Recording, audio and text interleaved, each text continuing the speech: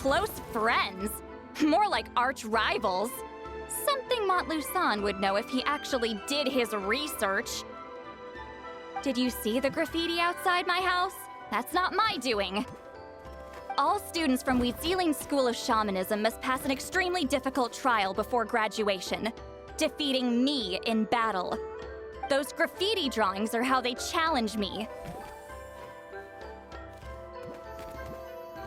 Of course, none of them ever succeeded. So, after Wheatzealing's death, her students had no choice but to modify the requirement. And as my rival, Wheatzealing only had one achievement that surpassed my own. And that was the Battle of 7 Colors. I can only assume she had some kind of secret technique at her disposal. It makes perfect sense that she kept it from me. I'm a fast learner. Telling me about the technique is no different than handing it to me on a silver platter. As if she would give away her one advantage. Oh, that makes sense. Anyway, all of that is secondary. Like I said, I'm only here to help you fulfill your duty.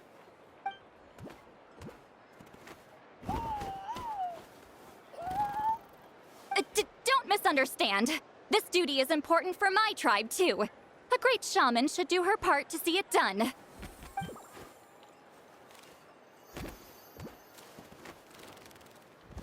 Excuse you? I fail to see what housekeeping has to do with my duty as a shaman.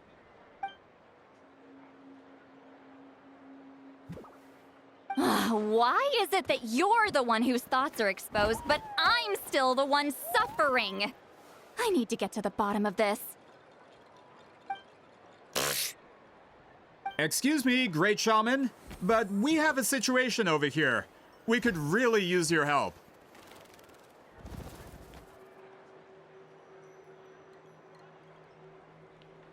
Okay.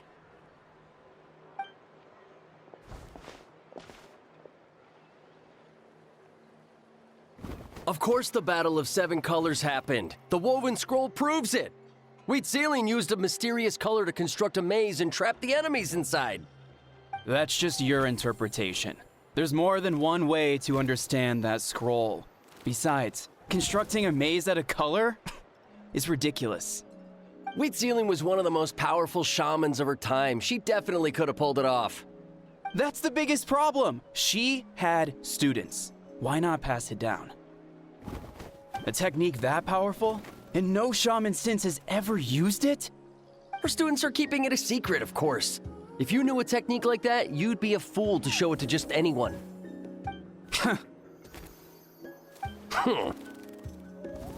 Oh, I didn't mean to cause an argument. I just wanted to ask, is there anything we can use to prove the battle took place? Of course it took place. Why would you need to prove it? You'll have to excuse him. Some people in our tribe insist on clinging to outdated views of history. I'd give up now if I were you. It only gets more ridiculous from here. Please don't fight. Wow, so the battle really is controversial. Am I the outdated one? Kids these days can't find anything better to argue about? These arguments are precisely why I hesitate to include this story in my collection. Neither side was able to offer anything useful. What should we do?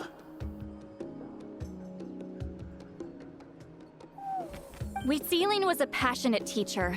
We were opposites in that sense. The technique she used in the battle must have been her masterpiece. There's every reason to pass it on. Still, if the technique is powerful enough to single-handedly stop an invasion, it also makes sense that her disciples would keep it a secret. We should check with the students from her school. If we can confirm the technique exists, we can deduce certain things about the battle. But as far as I know, most of the shamans from her school occupy high positions in the tribe. Not the type of people outsiders like us can speak to on a whim. Right. The obsidian altar is off limits to you. But, if I go... Is there a problem?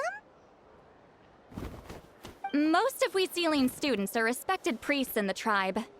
But that means they had to go through me. Or try, at least. I, of course, humiliated them from a young age. Those who hold the position now are the ones who lasted long enough before I wiped the floor with them. If I show up without warning, they'll run for dear life. That's not gonna get us any answers.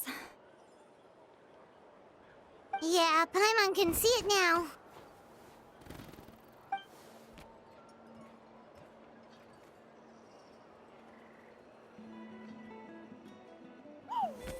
Hey, don't jump to conclusions. That was just a metaphor.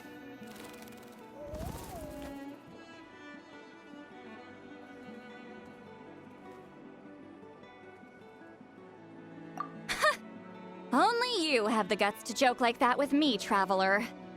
Fine, I said I'd help, so I'll help. But don't blame me if it goes wrong.